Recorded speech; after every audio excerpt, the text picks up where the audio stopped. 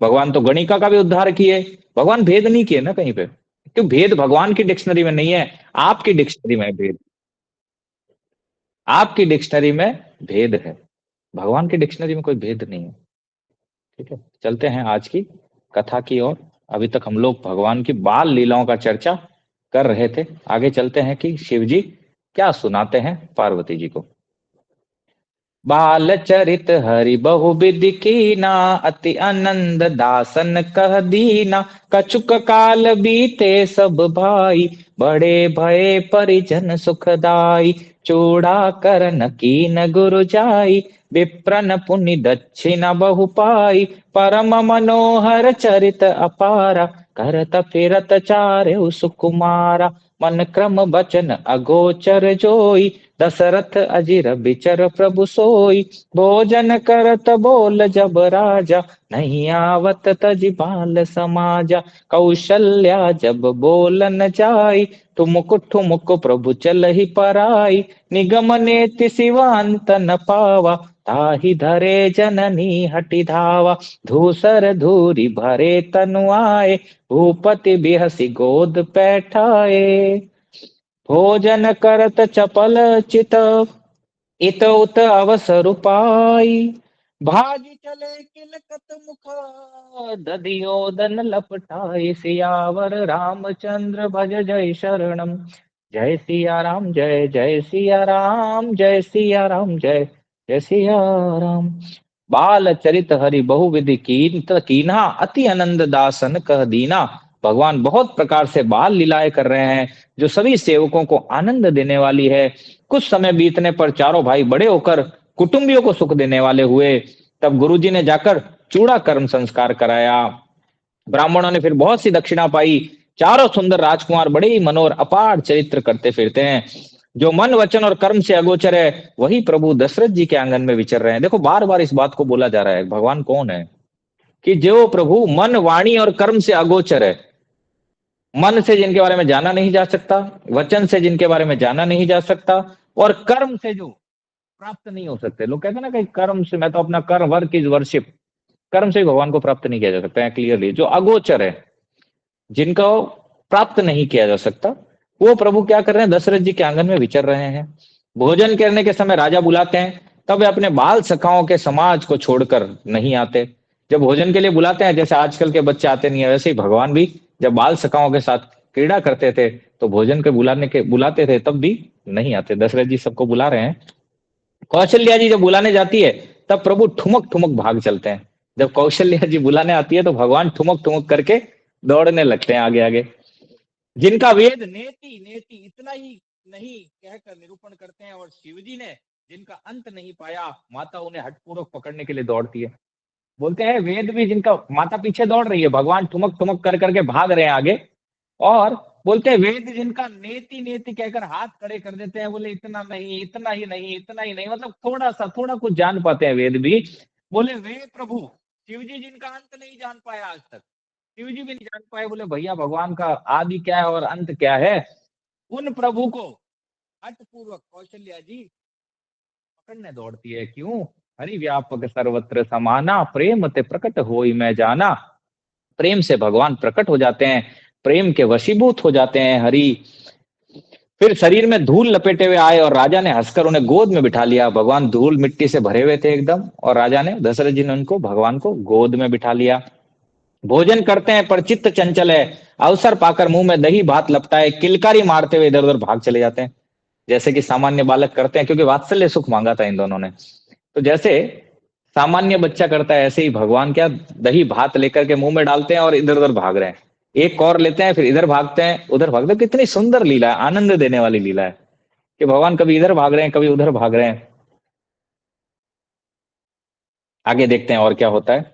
बाल चरित अति सरल सुहाए, सारद शेष शंभु श्रुति गाए। जिन कर मन इन सन नहीं राता, ते जन वंचित किए विधाता, भये कुमार जब ही सब भ्राता, दीन जनेऊ गुरु पितु माता, गुर ग्रह गए पठन रघुराई, अल्पकाल विद्या सब आई, चाकी सहज श्वास सुतिचारी, सो हरि पढ़ यह कौतुक भारी, विद्या विनय निपुण गुणशीला, खेल ही खेल सकल नपलीला, करतल बान धनुष अति सोहा, देखत रूप चराचर मोहा, जिन बीथन बिहरहि सब भाई, थकित होय सब लोग लुगाई। कौशलपुर बासी नर नारी वृद्ध अरुबाल, प्राण हुते प्रिय लागता, सब कहो राम कृपाल, सियावर रामचंद्र भज जय शरणम। जय सिया राम, जय जय सिया राम, जय सिया राम, जय जय सिया राम। रामचंद्र जी की बहुत ही सरल और सुंदर बाल लीलाओं का सरस्वती, शेष जी, शिव जी और वेदों ने गान किया है। जिनका मन इन लीलाओं में अनुरक्त नहीं हुआ, विधाता ने उन मनुष्यों को वंचित कर दिया, नितांत भाग्यहीन बनाया। कितनी महत्वपूर्ण बात कह रहे हैं, ध्यान लगा के सुनिए। देखिए, बाल चरित अति सरल सुहाए, सारद शेष शंभु श्रुति गाए, जिनकर मन इन सन नहीं रहता, ते जन वंचित किए विधाता। बोले वो लोग अभागे हैं, भाग्यहीन है कि इन लीलाओं को सुनकर भी जिनका मन अनुरक्त नहीं होता, भगवान के चरणों में अनुरक्त नहीं होता, वे भाग्यहीन है। वेद, श्रुतियां, शिव, शेष और सरस्वती भी इन लीलाओं का गुणगान कर रही है कई कल्पों से, पर आज तक थके नहीं है वो, और वो लीलाएं पूरी नहीं हो पाई। उन लीलाओं को अभागे मनुष्य ही अनुरक्त नहीं होते उन लीलाओं में, और कहीं और लगे रहते हैं। जो भाग्यशाली मनुष्य है, वो भगवान की लीलाएं सुन सुन करके आनंदित होते हैं। ज्यों ही सब भाई कुमारावस्था के हुए, त्यों ही गुरु, पिता और माता ने उनका यज्ञोपवीत संस्कार कर दिया। रघुनाथ जी गुरु के घर में विद्या पढ़ने गए, और थोड़े ही समय उनको सब सारी विद्याएं आ गई। चारों वेद जिनके स्वाभाविक श्वास हैं, वे भगवान पढ़े, ये बड़ा भारी कौतुक है, अचरज है। बोले देखो, भगवान भी पढ़ने जाते हैं। बोले चारों वेद जिनके स्वाभाविक सांस से प्रकट होते हैं, भगवान के श्वास से वेद प्रकट होते हैं। कई लोग कहते हैं वेद अकल अजन्मा है। अरे अजन्मा तो है, भगवान के सांस से प्रकट होता है, लिखा हुआ देखो। कई ऐसे मायावादी हैं जो कि बकवास करते हैं कि वेद आए, वेद ने भगवान को प्रकट किया। वेदों का क्या होगा भगवान को प्रकट करे? लिखा है, देखिए आप वापस, ठीक है, मैं इसको दोहरा रहा हूं।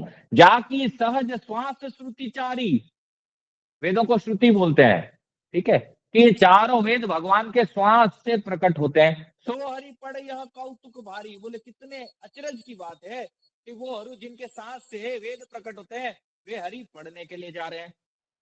विद्या विनय निपुण गुणशीला, खेल ही खेल सकल नृप लीला।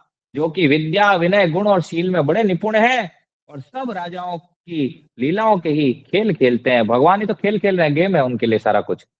और वे भगवान क्या कर रहे हैं? खुद खेल खेल रहे हैं। रोज तो राजाओं को खेल खिलाते हैं, आज खुद खेल खेल रहे हैं भगवान। हाथों में बाण और धनुष बहुत शोभा देते हैं। रूप देखते ही चराचर जड़ और चेतन मोहित हो जाते हैं। जैसे ही भगवान का रूप देखते हैं, नील नर सरोवर नील मणि नील निर्दय श्याम, प्रभुपाद भी बोले कृष्ण में सर्वाकर्षक, इतने आकर्षक हैं कि जड़ और चेतन भी मोहित हो जाते हैं, अटैच्ड हो जाते हैं। वे सब भाई जिन गलियों में खेलते हैं, उन गलियों के सभी स्त्री पुरुष उनको देखकर स्नेह से शिथिल हो जाते हैं अथवा ठिठक कर रह जाते हैं। बोले जिन गलियों में भगवान खेलते हैं, जो भी उनको देखता है, देखता रहता है, अपने सारे काम भूल जाते हैं। जैसे गोपियों का स्थिति है, ऐसे ही अवध के नर नारियों का स्थिति है। अपना कार्य भूल जाते हैं। कोई अगर मान लो बिलौना कर रहा है तो बिलौना करना छोड़ देता है, और सिर्फ भगवान को टकटकी लगाए के देखता है। कोई पानी भरने जा रहा है तो मटकी सर पे, पता नहीं है मटकी भरी हुई है सर पे, और भगवान को देखने में मग्न है। जो जो कर रहा है वो करना भूल करके भगवान के रूप लावण्य का रस पान करने लगते हैं। कौशलपुर के रहने वाले स्त्री पुरुष बूढ़े और बालक सभी को कृपालु श्री रामचंद्र जी प्राणों से भी बढ़कर प्रिय लगते हैं। देखिए क्या अवधपुरी की महिमा है। अवधपुरी के जितने जन हैं, वो सब भगवान को प्राणों से भी बढ़ करके प्रेम करते हैं। बंधु सखा संग ले ही बोलाई, बन मृगया नित खेल ही जाई, पावन मृग मारई जिय जानी, नित प्रति नप ही देखा वही आनी। जो जे मृग राम बान के मारे, ते तनु तज सुर लोक सिधारे। अनुज सखा संग भोजन करही, मातु पिता आज्ञा अनुसरही। यही विधि सुखी होई पुर लोगा, करही कृपा निधि जो सोई संजोगा। वेद पुराण सुनहि मन लाई, आप कयई अनुजन समुझाई। प्रात काल उठ के रघुनाथा, मातु पिता गुरु ना वही माथा। आय सुमांगी करई पुर काजा, देखि चरित हर सही मन राजा। व्यापक अकल अनीह अज, निर्गुण नाम न रूप। भगत हेतु नाना विधि, करत चरित्र अनूप। सियावर रामचंद्र भज जय शरणम। जय सिया राम जय सिया राम, जय सिया राम जय जय सिया राम। ये कथा सुनने से पहले भगवान को अपने बराबर नहीं मानना है। तो जो भी सुन रहे हो, ठीक है, ये नहीं करना हम भगवान का अनुकरण करें। भगवान का अनुकरण नहीं किया जा सकता। क्या कर रहे हैं भगवान रामचंद्र जी? अपने भाइयों के सहित और इष्ट मित्रों को बुलाकर साथ लेते हैं और नित्य वन में जाकर शिकार खेलते हैं। मन में पवित्र समझकर मृगों को मारते हैं और प्रतिदिन लाकर राजा दशरथ जी को दिखलाते हैं। जो मृग श्री राम जी के बाण से मारे जाते हैं, वे शरीर छोड़ करके देवलोक को जाते हैं। श्री रामचंद्र जी अपने छोटे भाइयों और सखाओं के साथ भोजन करते हैं और माता पिता की आज्ञा का पालन करते हैं। जिस प्रकार नगर के लोग सुखी हो, कृपा निदान श्री रामचंद्र जी वही लीला करते हैं। वे मन लगाकर वेद पुराण सुनते हैं और फिर स्वयं छोटे भाइयों को समझा कर कहते हैं। श्री रघुनाथ जी प्रातः काल उठकर, बड़ी इंपॉर्टेंट बात है बच्चों के लिए, देखो कि भगवान सुबह उठ करके क्या करते हैं। सबसे पहले जैसे ही भगवान उठते हैं, सबसे पहले माता पिता और गुरु को मस्तक नवाते हैं, प्रणाम करते हैं उनको और आज्ञा लेकर नगर का काम करते हैं। उनके चरित्र देख देख कर राजा मन में बड़े हर्षित होते हैं। जो व्यापक अकल, निर्वय निर्वय, इच्छा रहित, अजन्मा और निर्गुण है, तथा जिनका ना नाम है ना रूप, वही भगवान भक्तों के लिए नाना प्रकार के अलौकिक चरित्र करते हैं। यह सब चरित कहा मैं गाई, आगिल कथा सुनहु मन लाई। विश्वामित्र महामुनि ज्ञानी, बसहि विपिन शुभ आश्रम जानी। जह जप यज्ञ जोग मुनि करही, अति मारीच सुबाहु डरही। देखत यज्ञ निशाचर धावै, करही उपद्रव मुनि दुख पावै। गांधी तनय मन चिंता व्यापी, हरि बिनु मरहि न निशिचर पापी। तब मुनिवर मन कीन विचारा, प्रभु अवतरऊ हरन मही भारा। कहु मिस देखो पद चाई, करि बिनती आनौ दो भाई। ज्ञान विराग सकल गुण अयना, सो प्रभु मैं देखव भरि नयना। बहुविधि करत मनोरथ, जात लागी नहीं बार। करिमज्जन सरऊ जल, गए भूप दरबार। सियावर रामचंद्र भज जय शरणम। जय सिया राम जय जय सिया राम, जय सिया राम जय जय सिया राम। कि जो भगवान अचन्मा है, इच्छा रहित है, निर्गुण है, जिनका नाम रूप कुछ भी नहीं, वही भगवान नाना प्रकार के अलौकिक चरित्र दशरथ और कौशल्या जी के यहाँ पे कर रहे हैं। अब शिव जी कह रहे हैं, देवी आगे की कथा सुनो। ये चरित्र तो मैंने गाकर कह दिया, अब आगे की कथा मन लगाकर सुनो। ज्ञानी महामुनि विश्वामित्र जीवन में शुभ आश्रम पवित्र स्थान जानकर बसते थे, जहां वे मुनि जप यज्ञ और योग करते थे, परंतु मारीच और सुबाहु से बहुत डरते थे। रावण के दो भाई थे, मारीच और सुबाहु। जहां पर विश्वामित्र जी रहते थे, पर इन दोनों भाइयों से बड़ा डर था सबको। देखिए विश्वामित्र जी क्या नहीं कर सकते, त्रिशंकु को सशरीर स्वर्ग भेज दिए थे, पर इन दो राक्षसों से वो भी डरते थे। अब कई लोग ऐसा कहते हैं कि ब्राह्मण होने के लिए विश्वामित्र जी ने इतना तप, ब्राह्मण होने के लिए नहीं, ब्रह्म ऋषि होने के लिए। क्योंकि जो सप्त ऋषि हैं, वशिष्ठ, ठीक है, और अंगीरा, ये सप्त ऋषि हैं, इनकी बराबरी करने के लिए उन्होंने तप किया था। कोई सामान्य ब्राह्मण बनने के लिए तप नहीं किया था। ठीक है। क्या करते थे वे? यज्ञ देखते ही राक्षस दौड़ पड़ते थे और उपद्रव मचाते थे, जिससे मुनि बहुत दुख पाते थे। इतना उपद्रव करते थे कि ब्लड, हड्डियां, ये सारी की सारी यज्ञों में डाल देते वो राक्षस। गादी के पुत्र विश्वामित्र जी के मन में चिंता छा गई। इन ये महाराज गादी के पुत्र है विश्वामित्र जी, राजा थे पहले, और तपस्या कर करके ये ब्रह्म ऋषि बने, महर्षि बने। उनके मन में चिंता हो गई कि ये पापी राक्षस भगवान के बिना न मरेंगे, भगवान ही इनको मार सकते हैं, अन्यथा और कोई इन पापी राक्षसों को मार नहीं सकता। तब श्रेष्ठ मुनि ने मन में विचार किया कि प्रभु ने पृथ्वी का भार हरने के लिए अवतार लिया है, इसी बहाने जाकर मैं उनके चरणों का दर्शन भी करूं और विनती करके दोनों भाइयों को ले आऊं। आहा, जो ज्ञान वैराग्य और सब गुणों के धाम है, उन प्रभु को मैं नेत्र भरकर देखूंगा। सब प्रकार से मनोरथ करते हुए जाने में देर नहीं लगी। सरयू के जल में स्नान करके वे राजा के दरवाजे पर जा पहुंचे। जब ये दोनों सुबाहु और मारीच अपना आतंक दिखा रहे थे, तभी विश्वामित्र जी ने सोचा कि ये दोनों राक्षस प्रभु के हाथों से ही मरने वाले हैं, प्रभु का अवतार इसीलिए हुआ है। कितने शुभ शुभ भाग्य है मेरे उन प्रभु जो कि अगोचर हैं, वेद भी जिनको नेति नेति करके हाथ खड़े कर देते हैं, बड़े बड़े तपस्वी तपस्या करके भी जिनके चरण कमलों को देखने का सौभाग्य तक नहीं मिलता उनको, उन प्रभु को मैं अपने नेत्रों से दर्शन करूंगा। क्यों ना मैं प्रभु को लेने चला जाऊं और इन नेत्रों का मनोरथ पूर्ण होगा भगवान को देख करके। इस तरह उनको जाने में देर नहीं लगी, सरयू में स्नान किया और पहुंच गए राजा दशरथ के दरवाजे पर।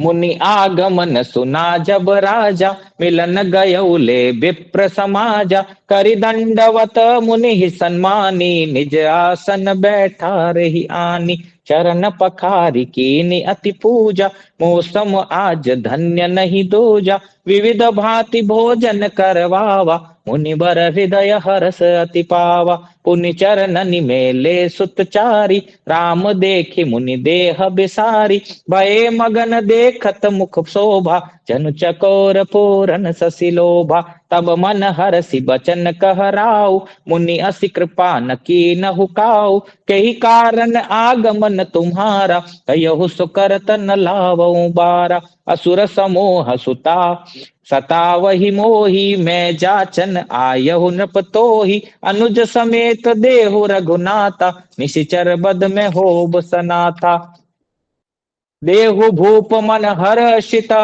तजहु मोह अज्ञान, धर्म सुजस प्रभु तुमको, इनकह अति कल्याण, सियावर रामचंद्र भज जय शरणम, जय सिया राम जय जय सिया राम, जय सिया राम जय जय सिया राम। जैसे ही मुनि को आते हुए देखा, राजा ने आकर के दंडवत प्रणाम किया। देखो, हमें महाराज दशरथ से सीखना चाहिए कि संत और वैष्णवों का किस तरह सम्मान किया जाए। राजा ने जब मुनि का आना सुना, तब वे ब्राह्मणों को साथ लेकर उनसे मिलने आए। ऐसा नहीं उनका वेट करते रहे कि वे आएंगे तो मैं प्रणाम करूंगा। जैसे ही साधु या वैष्णव आपके दरवाजे पर आए, आपको 1000 कदम चल के जाना चाहिए उनकी तरफ। गए और दंडवत किया मुनि को और ससम्मान उन्हें ला करके अपने आसन पर बिठाया, क्योंकि वे ही अधिकारी है वास्तव में तो, क्योंकि भजन कर करके वे ही इस धरा को पावन करते हैं। चरणों को धोकर चरण चरण धोए और चरण प्रक्षालन किए और कहा, अरे मेरे समान आज कोई धन्य नहीं है दूसरा। क्यों? क्योंकि आज मुझे संत दर्शन हुए, महर्षि विश्वामित्र के दर्शन हुए, अनेक प्रकार से भोजन कराया, जिससे श्रेष्ठ मुनि ने हृदय में बहुत हर्ष माना। फिर राजा ने चारों पुत्रों को मुनि के चरणों में डाल दिया। जो चारों पुत्र थे उनको मुनि के चरणों में डाल दिया, उनसे प्रणाम कराया। श्री रामचंद्र जी को देखकर मुनि अपनी देह भूल गए। देखो कितना सुंदर लिखा है, पुनि चरणनि मेले सुतचारी, राम देखी मुनि देह बिसारी। क्योंकि जिसने देह दिया है देह को भूल गए विश्वामित्र अपनी, कि भैया मैं क्या हूं, विश्वामित्र हूं क्या हूं। भगवान को जैसे ही दर्शन किए, जैसे कि अवधपुरियों का हाल था, अवधपुरवासी जो है भगवान को टकटकी लगा के देखते थे, देह की सुधि भूल जाते थे। ऐसे ही विश्वामित्र इतने बड़े महर्षि हैं, पर भगवान को जैसे ही दर्शन किए अपने देह की सुधि भूल गए। भय मगन देखत मुख शोभा, जन चकोर पूरन शशि लोभा। श्री राम जी के मुख की शोभा देखते ही ऐसे मग्न हो गए, मानो चकोर पूर्ण चंद्रमा को देख करके लुभा जाता है। चकोर को पता है कि चंद्रमा ही उसका मीत है। ऐसे ही जब जीवात्मा भगवान के दर्शन करती है तो पता लगता है वास्तव में यही मेरे फाइनल डेस्टिनेशन है, इन्हीं का मैं अंश हूँ। घूम रहे हम लोग, कभी मेरे माता है, ये पिता, ये भाई है, बंधु है, वास्तव में हमारे माता पिता भाई बंधु वे श्री रामचंद्र जी हैं, श्री कृष्ण चंद्र हैं। इसलिए भगवान बोले अहम सर्व प्रभु हो, मैं सबका बीज दाता पिता हूं। तो वास्तव में हमारी यात्रा भगवान के चरणों में जाके खत्म होती है। इसलिए भगवान के दर्शन के लिए प्रयत्न करना चाहिए। हम सब चीजों का प्रयत्न करते हैं जीवन में, पर भगवत प्राप्ति के लिए हमारे जीवन में कोई भी प्रयत्न नहीं होता। सिंगल प्रयत्न हम लोग 1 घंटा, 10 मिनट, 20 मिनट भी नहीं निकाल सकते भगवान की सेवा के लिए, भगवान के लिए। पूरे संसार जो जाने वाला, हमसे छूटने वाला है, माता पिता, भाई बंधु, धन, परिवार, घर, सब छूटने वाला है, उसके पीछे हम लोग 24 घंटे देते हैं, पर भगवान के लिए हमारे पास 1 घंटा भी नहीं है। और बेचारा जो करता है उसको बोलते हैं, अरे बुढ़ापे में करेंगे, ये उम्र थोड़ी है, क्या ये बाबा जी बन गए, बाबा जी थोड़ी बनना है अभी। अरे तो क्या बनोगे भाई? क्या वो जूते मार के घर वाले बाहर भगाएंगे तब समझ आएगा? देखो, दो ऑप्शन है आपके पास, ठीक है? ऑप्शन दो ही है, या तो संसार के दासानुदास बन जाओ या भगवान के दासानुदास बन जाओ, ठीक है? एक सुंदर बताता हूं कि किस तरह से दासानुदास का, कैसे दासानुदास बन सकते हो आप। Choice is yours. अब इन दोनों में से आपको डिसाइड करना है कौन सा दासानुदास बनना है। देखो, 5 रस होते हैं, ठीक है?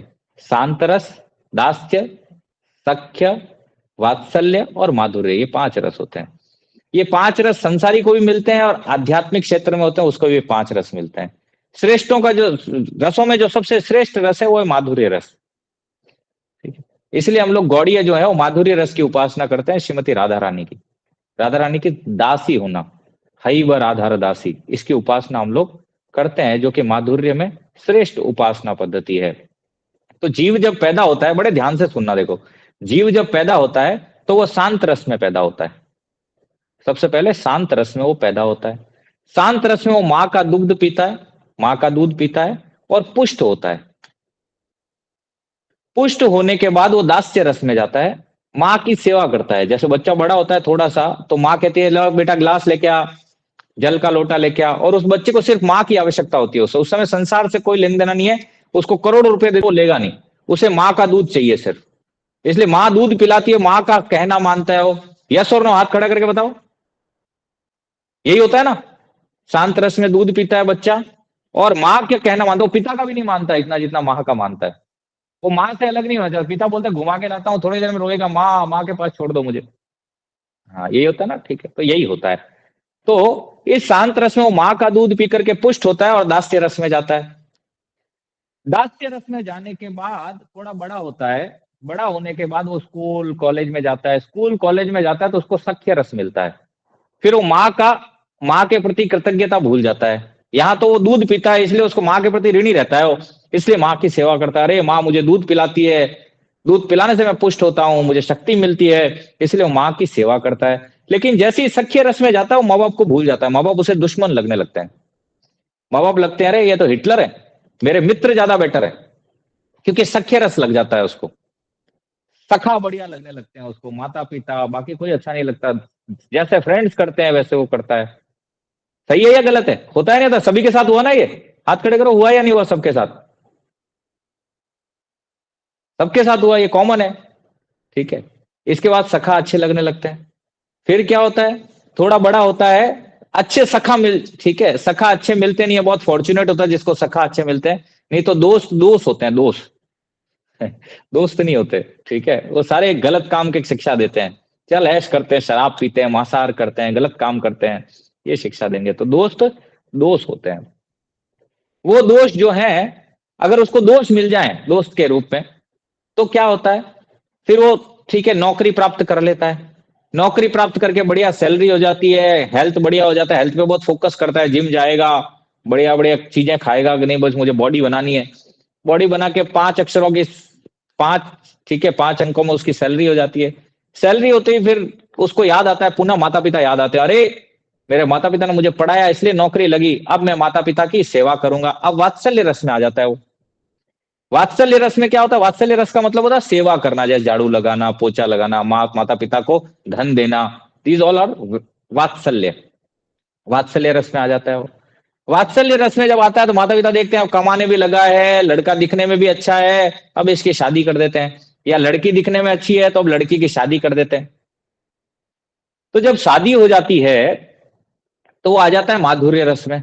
पर इसको जड़ माधुर्य बोलते हैं, ज्यादा दिन तक टिकता नहीं है ये जड़ माधुर्य है, ठीक है? इस जड़ माधुर्य में क्या होता है? जड़ माधुर्य के बाद उसको बच्चा संतान की उत्पत्ति होती है, संतान के बाद पुनः वो वात्सल्य में जाता है, संतान को सेवा करता है संतान की। फिर थोड़ा बड़ा होता है, सख्य रस में आ जाता है, पुत्र बराबरी का हो जाता है, तो पिता मित्र के समान व्यवहार करता है उससे। सख्य रस में देखो रस गिर रहा है, आप देखो माधुर्य जो हायर टेस्ट है उसमें गया वो, माधुर्य के बाद वो पुनः गिरा वात्सल्य में आया, वात्सल्य के बाद वो सख्य में आया, सख्य के बाद पुत्र जब बड़ा हो जाता है तो पुत्र से हारने लग जाता है पिता। पुत्र कहता है तू मुझे बता मोबाइल में कौन सा ऐप है, पुत्र कहेगा अरे पिताजी कुछ सीखा ही नहीं क्या आपने, जिंदगी भर क्या किया, आपको तो कुछ आता ही नहीं है। बार बार वो पुत्र से हारता है, हारने वाला होता है दास्य, दास्य रस में जाता है वो। दास्य रस के बाद पिता जब पुत्र बड़ा हो जाता है, पुत्र की शादी हो जाती है, पुत्र की पत्नी आ जाती है, पत्नी के बाद उसके बच्चे हो जाते हैं, तो फिर वो दासानुदास हो जाता है। मतलब बेटे का तो दास था ही, अब बेटे के बेटे का दास हो गया, दासानुदास। फिर वो क्या करता है, नेपी चेंज करता है, स्कूल छोड़ने जाता है पोता पोती को, ठीक है, छोड़ने जाता है स्कूल और दासानुदास हो जाता है बेचारा। फिर जैसे एक मेरे मित्र बता रहे थे, बोले प्रभु जी अब तो मंदिर कैसे आऊं, घर में सेवाएं मिल गई है, बहू कहती है पिताजी नेपी चेंज करने का ज्यादा एक्सपीरियंस है आपको, आपने इनका भी किया, इसका तो करो आराम से अब आप। तो नेपी चेंज करने की सेवा मिल जाती है पिताजी को। अब वो दासानुदास हो जाते हैं, थोड़े दिन बाद क्या होता है कि कोई भी उनका वैल्यू करना बंद कर देता है। पिताजी कहते रहते हैं अरे चाय लाओ, कोई पानी पिलाओ, कोई सुनता ही नहीं है, सब कहते अरे बूढ़ा घुसट, ऐसे ही खुद का लाइफ तो बर्बाद किया, हमारा भी करने लगा है, अब इसको कोई पानी वानी कोई पूछने वाला भी नहीं होता। घर का जो बूढ़ा होता है वो कुत्ते के समान स्थिति हो जाती है उसकी। क्यों? क्योंकि आजकल सेवा कोई करना नहीं चाहता, सेवा में मरना पड़ता है, सेवा त्याग मांगती है, सेवा की बातें करना बड़ा आसान है, सेवा करने के लिए मरना पड़ता है। सेवा कोई करना नहीं चाहता, फिर सब कहते हैं हमारी लाइफ है। आजकल बच्चे बोल लेते हैं, मैं देखता हूँ घरों में पढ़े लिखे बच्चे बोलते हैं अरे मेरा लाइफ है, मैं चाहूंगा जैसे करूंगा, आपने अपनी लाइफ एंजॉय की, मैं अपनी लाइफ एंजॉय करूंगा। और वो बूढ़े बेचारे फिर कहना बंद कर देते हैं, अरे कोई सुनेगा तो है नहीं, सुनना बंद। सुनने बंद के बाद अब बेचारे क्या करे, भजन में मन लगेगा नहीं, जीवन भर दासानुदास बने रहे। अब दासानुदास में पुनः वो शांत रस में आ जाते हैं, शांत रहना चालू कर देते हैं, शांत में ही मर जाते हैं, फिर शांत में ही जन्म लेते हैं। इस तरह ये पुनरपि जननम पुनरपि मरणम पुनरपि जननी जठरे शयनम, ये हो गया एक नंबर दासानुदास। सब यही बोलते हैं, क्या गलत है इसमें, कहीं सही है अभी तक, क्या गलत है? सबके साथ यही हिस्ट्री होता है। हाथ खड़े करो, यस और नो, होता है नहीं होता ये हिस्ट्री? आप में से कोई है जिसके साथ अलग हुआ हो इससे? सबके साथ यही होता है, जो संसारी है मेटेरियलिस्टिक है उनके साथ यही होता है। दासानुदास बनते हैं और दासानुदास में शांत रस में जाते हैं, घर कभी छोड़ते नहीं है, और फिर ऐसे ही मर जाते हैं। ठीक है, अब सेकंड नंबर दासानुदास बताता हूं क्या होता है। देखो सेकंड नंबर दासानुदास में क्या होता है, वही शांत रस में पैदा होते हैं, शांत रस के बाद पुनः वो, ठीक है, सख्य तक जाते हैं, दास्य के बाद सख्य।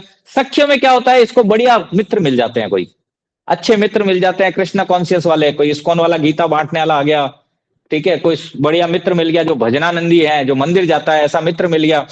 ऐसा मित्र मिलने से क्या हुआ कि उसको कृष्ण कॉन्शियसनेस मिल गया।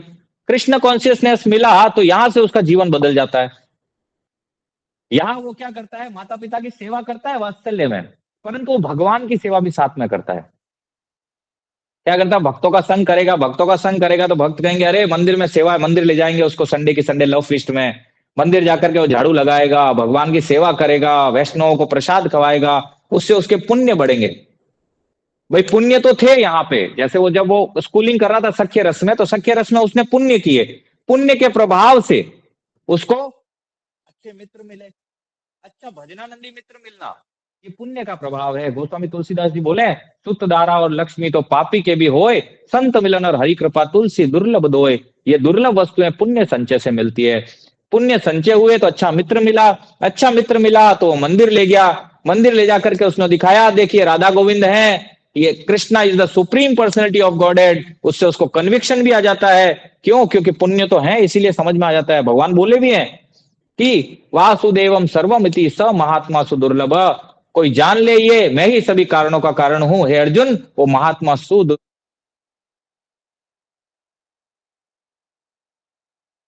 नहीं तो कन्विक्शन नहीं आएगा। अरे कृष्ण को भगवान बनाते हैं, हनुमान जी भी तो भगवान है, शिव जी भी तो भगवान है, बाकी सारे भी तो भगवान है, कृष्ण ही क्यों भगवान है? मूर्ख है वो, उसको पता ही नहीं बेचारे को, करे क्या, पुण्य है नहीं, इसलिए समझ आ नहीं रहा कृष्ण ही भगवान है। समझ नहीं आएगा ना, समझ कैसे आएगा, ना शास्त्र अध्ययन किया, ना कभी अच्छा संग किया, बुढ़ापा बीत गया, ठीक है, अब मृत्यु सामने डोरे डाल रही है, करे क्या वो। अब यहाँ क्या होता है उसको, कि जो मंदिर जाता है, मंदिर जाता है तो वो दास्य रस में आ जाता है, भगवान की सेवा करता है, झाड़ू लगाता है भगवान के मंदिर में, भगवान की प्रसाद सेवा करता है। उससे क्या होता है, भगवान उसको अपना मित्र मानने लगते हैं कि अरे ये मेरा मित्र है, मेरी सेवा कर रहा है, मेरे जन की सेवा करता है। तो फिर वो वृंदावन जाता है, वृंदावन से सुंदर राधा गोविंद के विग्रह लेके आ जाता है, विग्रह ला करके वात्सल्य भाव से उनकी सेवा करता है। वात्सल्य में सेवा करते करते भगवान उसको अपना मित्र मान लेते हैं, मित्र मानते मानते भगवान उसको अपना भाव और प्रेमा भक्ति देते हैं। जैसे मीरा कहती है, मेरे तो गिरधर गोपाल दूसरो न कोई, ये स्थिति उसकी आ जाती है और वो शुद्ध माधुर्य में पहुंच जाता है, जहां से पुनः आज तक कोई गिरा नहीं। कोई भी भक्त का एक का एग्जाम्पल नहीं है जो शुद्ध माधुर्य में जाने के बाद गिरा है। वहां था जड़ माधुर्य और यहाँ है शुद्ध माधुर्य। इस माधुर्य में जाने के बाद नित्य नवीन आनंद मिलता है उसको, सेवा में भी आनंद मिलता है। अरे भगवान को आज ये ड्रेस पहनाऊंगा, आज ये ड्रेस पहनाऊंगा, आज जन्माष्टमी है, आज रामनवमी है, भगवान की अलग अलग सेवाएं करेगा, नित्य कथा करेगा। हम लोग देखो इतने दिन से कथा कर रहे, कथा नित्य नवीन लगती है, हम कई बार सुने, पर नित्य नवीन लगती है, क्योंकि भगवान और भगवान की कथाएं नित्य आनंद देने वाली है। भगवान के उत्सव नित्य आनंद। एक मैया से मैं मिला था, वो 365 दिन में 368 फेस्टिवल करती है। बड़ी सिंपल है, ज्यादा कोई ऐसा नहीं बहुत पैसे हैं, परंतु उनको नित्य नवीन सुख मिलता है भगवान की सेवा में। भगवान उनके यहाँ, ठीक है, कड़ी खाते हैं, मैंने देखा कड़ी कड़ी खाते हुए लुटते हैं भगवान उनके यहाँ। मैंने देखा भगवान को अपना जवाई मानती है, राधा रानी को अपना बेटी मानती है। जैसे मुझे जाते हुए बोली, बोले हमारे जो जवाई है वो तो कड़ी पकौड़ा खाते हैं, लूटने लूटने लग जाते हैं कड़ी। मैं सोचा जवाई होंगे कोई, ऐसे कैसे जवाई है, कड़ी कड़ी कड़ी पकौड़ा बनते ही लूटने लग जाए। तो दूसरे दिन जब वो पट खोलने लगे, देखे भगवान पूरे के पूरे कड़ी पकौड़े से लिपटे हुए थे। बोले ये है हमारे जवाई, कड़ी पकौड़ा बना नहीं और लूटने लग जाते हैं। ये मैंने लाइव देखा है, ठीक है। तो भगवान प्रेम के वशीभूत हैं। तो अब यहाँ भी दासानुदास है और माधुर्य रस की पराकाष्ठा है। अब आपको कौन सा दासानुदास बनना है, चॉइस इज योर्स। आइदर भगवान का भक्तों का दासानुदास या संसार का दासानुदास। आपको कौन सा चाहिए बताओ, भगवान का दासानुदास या फिर संसार का दासानुदास? क्या बनना है आप लोगों को, फर्स्ट नंबर भगवान या सेकंड नंबर? भगवान के दासानुदास। भगवान का दर्शन। कोई है जो संसार का दासानुदास बनना चाहता है? आप हाथ खड़ा करें। अभी भी नहीं प्रभु जी, मुझे तो फर्स्ट वाला ही बनना है, मुझे प्रिय है। जब जूते मारे कहे बूढ़ा घुसट, घर में पड़ा है कथा जीवन भर सुनी नहीं, अब घर में बैठे बैठे चिल्लाता रहता है दिन भर, पानी मांगता रहता है, खुद उठ के लिए ना पानी, हाँ, दिन भर पानी खाना मांगता रहता है। कई कई माताएं हैं जिनकी उम्र हो चुकी है। माताएं, मैं सही कह रहा हूँ या गलत कह रहा हूँ? आप में से जिसकी उम्र है, गलत कह रहा हूँ मैं, सही कह रहा हूँ ये? सही है प्रभु जी, एकदम सही। यही होता है ना। मुझे देखो कई जवान है यहाँ पे, उनको पता लगना चाहिए कि बुढ़ापे में क्या स्थिति होती है। माता जी, बुढ़ापे में इंद्रियां काम करती है क्या जैसे 20 वर्ष में करती थी? नहीं, नहीं बिल्कुल नहीं नहीं करते प्रभु। करती। माता जी अगर जीवन में भजन नहीं किया, तुरंत में भजन शरीर आप छोड़ भजन देते होता है क्या माता जी? नहीं होता है प्रभु जी, बहुत मुश्किल से करते। हाँ, क्यों? क्योंकि थारी मारी की जीवन भर, तो थारी मारी अच्छी लगती है, भजन अच्छा अच्छा लगता नहीं है। चले भी जाए कथा में तो थारी मारी दिखती है, क्योंकि वहां मन तो लगता नहीं है।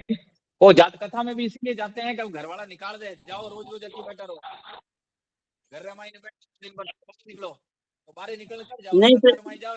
प्रभु जी, थारी मारी तो नहीं की प्रभु जी।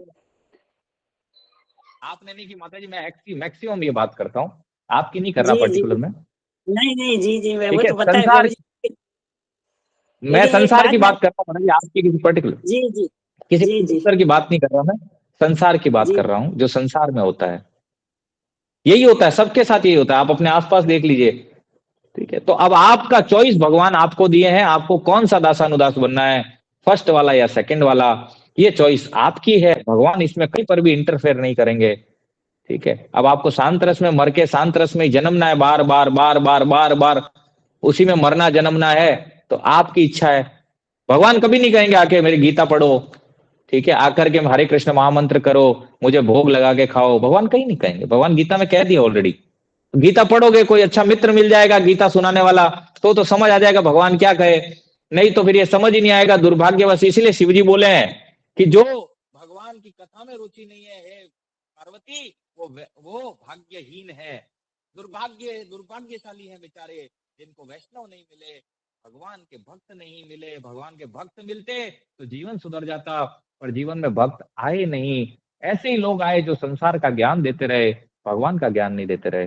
तो चॉइस इज योर, कौन सा दासानुदास बनना है ये आप पे डिपेंड है। मैं आप पे छोड़ता हूं और कथा में आगे की ओर बढ़ते हैं हम लोग। अब आ गए हैं विश्वामित्र जी। विश्वामित्र जी जब आए हैं, ठीक है, तो भगवान की शोभा को देख करके वो अपनी देह सुधि भूल गए हैं। और फिर राजा ने मन में हर्षित होकर कहा, हे मुनि, आप कृपा करके मेरे यहाँ पधारे, ये इतनी कृपा आज आपने की, बताइए आपका शुभागमन किस कारण हुआ, आप क्यों आए हैं, कहिए, मैं उसे पूरा करने में देर नहीं लगाऊंगा। मुनि ने कहा, हे राजन, राक्षसों के समूह बहुत सताते हैं, इसलिए मैं तुमसे कुछ मांगने आया हूँ। छोटे भाई सहित श्री रघुनाथ जी को मुझे दे दो, राक्षसों के मारे जाने पर मैं सनाथ सुरक्षित हो जाऊंगा। देखो विश्वामित्र क्या कह रहे, मैं अनाथ हूं, कोई है नहीं, आप मुझे रघुनाथ जी को दे दो जिससे मैं सनाथ हो जाऊं। ये राक्षस उत्पात करते हैं, राक्षस जीवन में तभी उत्पात करते हैं जब अनाथ होते हैं। देखिए कितनी इंपॉर्टेंट बात है, जब तक अनाथ है तब तक जीवन में रोज जूते खाते रहेंगे, लेकिन जैसे ही सनाथ हो जाओगे, भगवान को पकड़ लोगे, तो माया देवी जूता लगाना बंद कर देगी। आज का श्लोक राहुल प्रभु ने सुबह भेजा ही था कि माया देवी कांपती है भगवान के आगे खड़ी खड़ी, उधर भक्ति देवी भी खड़ी होती है। जहां भक्ति देवी जीव को माया से निकाल करके इस 14 माले की बिल्डिंग से पार ले जाती है, और जिसके जीवन में भक्ति देवी नहीं आई उसको माया देवी रोज जूते लगवाती है, बार बार जूतों से मारती है कि तू खा रोज जूते देख, क्योंकि तू अनाथ है, तेरे तू सनाथ नहीं हुआ अभी तक। इसलिए विश्वामित्र भी कहते हैं, हे दशरथ जी, आप अपने दोनों पुत्रों रघुनाथ जी और लक्ष्मण जी को मुझे दे दीजिए, जिससे कि मैं सुरक्षित हो पाऊं, सनाथ हो पाऊं।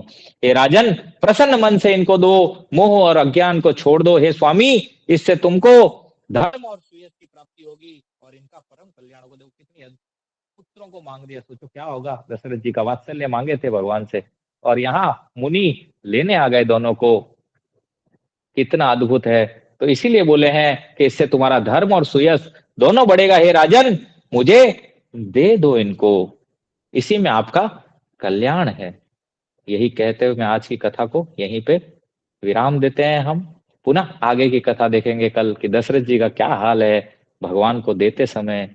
हमसे भी कोई भगवान को मांग ले तो हमारे हृदय की क्या स्थिति होगी, वही दशरथ जी की स्थिति है।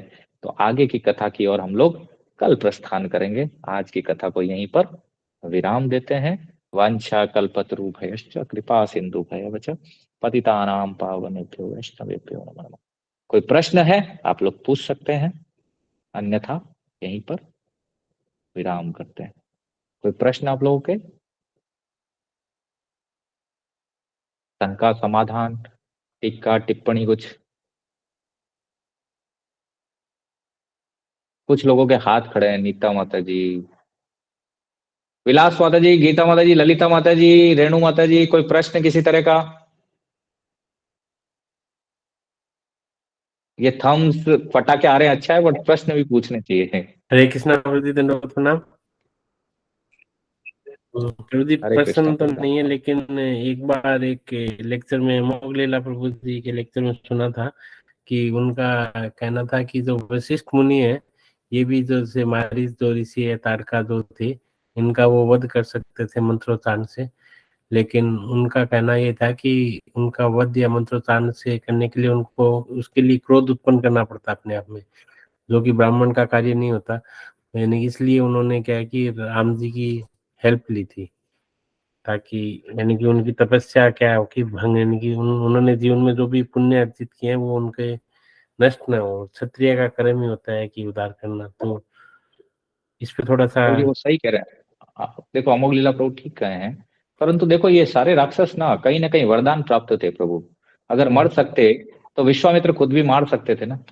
यहाँ बोले भी है, देखो पीछे आपने लाइन सुना हो एक, ठीक है, ध्यान से अगर कथा सुनी होती जरूर सुना होगा आपने, ठीक है, कि ये भगवान के हाथों से ही मर सकते हैं और कोई ऑप्शन नहीं है, लिखे हैं वो।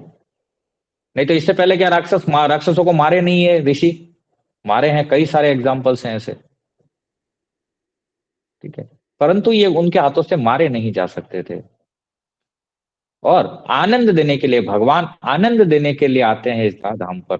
सब क्यों भागे बताओ? रावण इतना अत्याचार कर रहा था, सारे ऋषि मुनि देवता, ठीक है, जितने ये क्या बोल दिग्पाल थे, सारे के सारे अपने नगर छोड़ के भाग गए। सुना था ना हमने?